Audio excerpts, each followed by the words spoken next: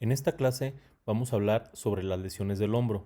Ya que es un tema muy extenso, vamos a dividirlo en algunas secciones. Esta sección inicial vamos a hablar sobre anatomía y biomecánica funcional del hombro. El hombro es una de las articulaciones con mayor movimiento del cuerpo humano. Al ser una de las que tiene mayor movimiento, también esto la hace una de las menos estables. Es decir, gana un amplio rango de movimiento, pero tiene menor estabilidad que otras articulaciones. Posteriormente, cuando hablemos de patologías del hombro, comprenderemos mejor todo esto de la estabilidad. El hombro está constituido por tres articulaciones: la articulación esternoclavicular, que es la que une el tercio proximal de la clavícula con el acromion. Esto da una unión de toda la extremidad superior hacia el esqueleto axial a través de esta articulación. La articulación acromioclavicular, que es la que une el tercio distal de la clavícula con el acromion, que es parte del hueso de la escápula. Y la articulación glenohumeral, que une la cabeza del húmero con la cavidad glenoidea, que también es parte de la escápula. Así pues, estas tres articulaciones conforman la estructura llamada cintura escapular, también conocida como el hombro, aunque cuando hablamos de lesiones propiamente del hombro, muchas veces nos referimos a la articulación glenohumeral, pero hay que tener en cuenta estas tres estructuras como parte de la cintura escapular. Cuando hablamos de la anatomía funcional, o sea, de los movimientos que realiza el hombro, podemos ver que al ser una articulación con demasiado movimiento, los rangos son bastante amplios. Comencemos con la flexión frontal, que se considera normalmente entre los 160 y los 180 grados. La extensión se considera normalmente entre los 45 y los 60 grados. La abducción, igual que la flexión frontal, entre los 160 y los 180 grados.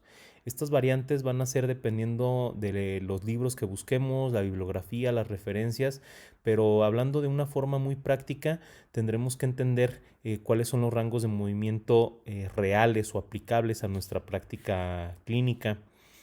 Por ejemplo, al hablar de aducción, podríamos decir o podríamos preguntarnos, ¿realmente existe el movimiento de aducción? La aducción hay que recordar que es todo lo que acerca una extremidad hacia el eje axial o hacia el cuerpo. Entonces, si nosotros queremos hacer una aducción del hombro, podríamos ver que no es posible realizarla meramente pura porque el brazo choca con el tronco, choca con nuestro cuerpo. Para poder realizar una aducción, nosotros tenemos que hacer un movimiento, ya sea de extensión, para poder hacer una aducción y poder tocar la parte de la espalda, o un movimiento de flexión frontal y poder realizar una aducción hacia la parte de adelante de nuestro torso. Entonces realmente la aducción como un movimiento puro no existe. Podríamos decir que la aducción se consideraría como de 0 grados. Si nosotros la queremos medir, tendríamos que combinarla con flexión frontal o con extensión. Siguiendo con estos ejemplos de movimientos, realmente cuál es la aplicación funcional de todo esto, podríamos decir entonces que también la flexión frontal y la abducción es muy raro que nosotros podamos encontrar a alguien que realice los 180 grados. Casi siempre lo normal va a ser 160 o inclusive a veces menos en ese rango de movimiento, y sin embargo sigue siendo funcional para todas las personas. Cuando a mí me dicen que la flexión frontal normal es de 180 grados, yo siempre cuestiono quién realmente tiene esos 180 grados, y yo les podría decir que son muy pocas las personas que llegan a completar dicho rango de movimiento.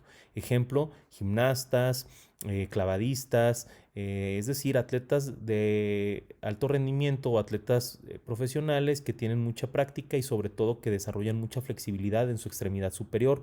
Es muy común en los nadadores, clavadistas, gimnastas, como ya lo mencioné. Y el ejemplo más claro es este. En esta imagen, si nosotros trazamos una línea que vaya desde el tronco hacia la parte o el movimiento final de nuestro brazo, podemos ver que realmente no va a completar los 180 grados. Va a ser muy raro que la persona los pueda realizar, y esto no quiere decir que tenga alguna alteración. Es decir, si mi paciente tiene 160 grados de movimiento, pero es funcional, entonces no puedo considerarlo como un rezago o como un acortamiento de su rango de movimiento.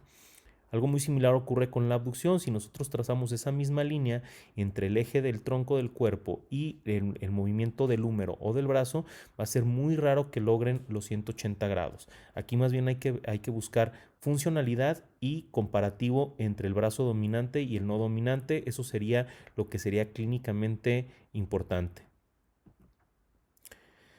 También tenemos movimientos de rotación externa que se consideran de 90 grados, así como la rotación interna.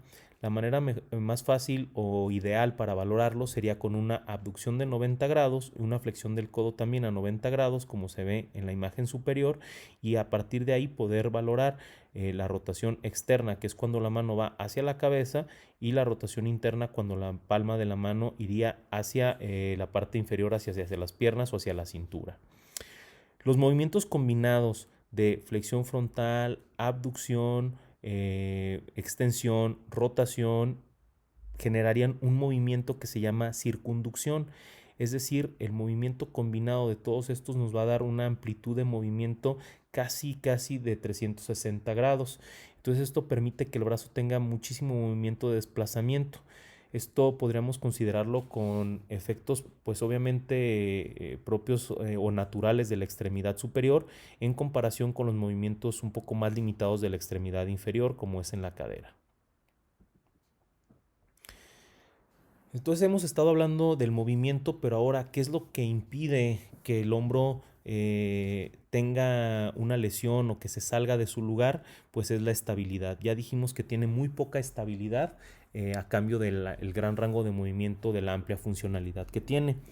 La estabilidad que tiene el hombro está conferida por diferentes estructuras. Podríamos decir que las principales serían el labrum o rodete glenoideo, los ligamentos y los músculos. Vamos a hablar de cada uno de ellos y vamos a empezar con la siguiente pregunta. ¿Por qué es tan inestable el hombro? ¿Por qué tiene mucho movimiento pero tiene poca estabilidad? Y entonces hay que entender algo muy básico en la biomecánica del hombro. El ejemplo más claro sería este. Tenemos una pelota de golf y el palito que sostiene la pelota de golf, que se llama tee, es de una circunferencia mucho más pequeña que la de la pelota. Es decir, una esfera muy grande en una base muy pequeña. Esto que hace que con cualquier movimiento esa esfera pudiera caer, pudiera resbalar. Si nosotros lo traspolamos hacia el hombro, podemos entender que la cabeza del húmero sería esa pelota y la cavidad glenoidea de la escápula sería el palito que sostiene la pelota de golf. Entonces, ¿cómo es que se estabiliza o cómo logramos hacer que esta esfera, que es más grande, en una base tan pequeña, logra tener estabilidad? Y entonces es ahí donde entran las estructuras estabilizadoras. Para empezar tenemos el labrum, que confiere una estabilidad estática, es decir, esta estabilidad siempre está, se mueva o no se mueve el hombro. El labrum también es conocido como rodete glenoideo y es una estructura fibrosa, cartilaginosa, muy parecida al menisco en la rodilla, que está pegada hacia la superficie o al contorno del hueso de la glenoides. ¿Cómo es que funciona el labrum o cómo es que estabiliza el labrum al hombro? Siguiendo con el ejemplo de la esfera y de la base, pues podríamos entenderlo así. Vamos a suponer que tengo yo un balón sobre un plato. Ese plato es un plato muy pequeño, como de estos que se utilizan para postres o como les llaman platos de té. Y entonces ese balón con el movimiento que yo pudiera generar en la base del plato, pues obviamente hace que se pudiera caer con mucha facilidad o con cualquier movimiento. Entonces el hombro necesitaría una estructura que le diera una mayor superficie de contacto a ese plato para poderlo hacer más estable, y es ahí donde entra el labrum. El labrum es una estructura que va hacia la superficie y entonces le va a dar una mayor amplitud en la superficie de contacto que tiene la cabeza con la glenoides. Entonces es como si ese plato plano y pequeño lo convirtiéramos en un plato más hondo y con una mayor superficie para que el balón no se pudiera caer. Así pues, el labrum glenoideo va a dar una mayor superficie de contacto a la cabeza humeral y entonces esto va a darle una estabilidad, vuelvo a repetir, estática, es decir, con o sin movimiento, esto está generando una mayor estabilidad a la cabeza humeral. Existe otra estructura anatómica estabilizadora que son los ligamentos. En cada una de las articulaciones del hombro tenemos presentes estos ligamentos. Podríamos decir, iniciando con los glenohumerales, que estos son estabilizadores dinámicos y estáticos, o sea que están combinados. Va a depender mucho del movimiento que hagamos y de hacia dónde se desplaza el húmero para decir que unos se activan y otros se relajan o se inactivan. Entonces por esto se consideran mixtos, estáticos y dinámicos dependiendo del movimiento. En la articulación acromioclavicular también tenemos ligamentos. Aquí existen los acromioclaviculares y los coracoclaviculares. Estos también se consideran combinados o mixtos dependiendo del movimiento o el impacto que reciba el hombro. Y por último tenemos los ligamentos esternoclaviculares. Estos son ligamentos sumamente rígidos, muy fuertes y que por lo tanto no confieren movimiento a esta articulación. Esta articulación no genera ningún tipo de movimiento, lo único que genera es mayor estabilidad, porque ya mencionamos que su función es unir en la extremidad superior hacia el esqueleto axial. Por último tenemos los estabilizadores dinámicos. Los estabilizadores dinámicos están dados por la musculatura. Podríamos decir que un estabilizador dinámico sería el deltoides, que es un músculo externo que es muy fuerte, muy potente y que aparte de mover al hombro, lo estabiliza. Pero los que más comúnmente conocemos como estabilizadores dinámicos del hombro son aquellos que conforman el mango rotador: supraespinoso, infraespinoso, subescapular y redondo menor. El mango rotador es un conjunto entonces de músculos con sus inserciones tendinosas que van desde la escápula hacia la cabeza humeral. Si nosotros comenzamos desde la parte anterior, podríamos describir primero al subescapular. El subescapular se inicia en el ala anterior de la escápula y se inserta en la tuberosidad menor. Cuando nosotros tenemos una contracción del subescapular, vamos a generar un movimiento de rotación interna del húmero, en este caso del hombro. En la parte superior del hombro vamos a encontrar el músculo que se llama supraespinoso. El supraespinoso pasa por encima de la espina de la escápula, que es donde se origina, y se va a insertar en la tuberosidad mayor, pasando por un arco que lo forma el acromion. Este arco tiene un espacio muy reducido y entonces esto nos va a ayudar a entender por qué las patologías del supraespinoso son tan comunes. Es decir, un tendón, un músculo con su tendón que pasa por un arco muy pequeño con un espacio muy reducido. Eso lo vamos a hablar más adelante cuando hablemos de este tipo de patologías. La contracción del supraespinoso nos va a dar movimientos de abducción y flexión frontal. El infraespinoso y el redondo menor son posteriores. Podríamos decir que son antagonistas del subescapular. Se van a originar en la parte posterior del ala de la escápula y se van a insertar en la parte superior y posterior de la tuberosidad mayor.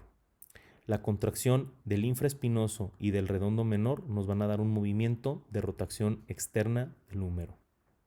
Entonces vamos a entender que el mango rotador es el conjunto de estos músculos con sus tendones que envuelven a toda la cabeza del húmero y dependiendo de los movimientos que realicemos van a darle o van a conferirle estabilidad al hombro, estabilidad dinámica al movimiento de que realizan su acción o su contracción, estabilidad estática cuando están en reposo. Es muy importante que hagamos una revisión de un repaso de la anatomía para poder seguir entendiendo la funcionalidad del hombro y poder comprender de una manera más fácil el origen de las diferentes patologías. Este es el final de la primera clase. Vamos a continuar con el tema de lesiones traumáticas del hombro.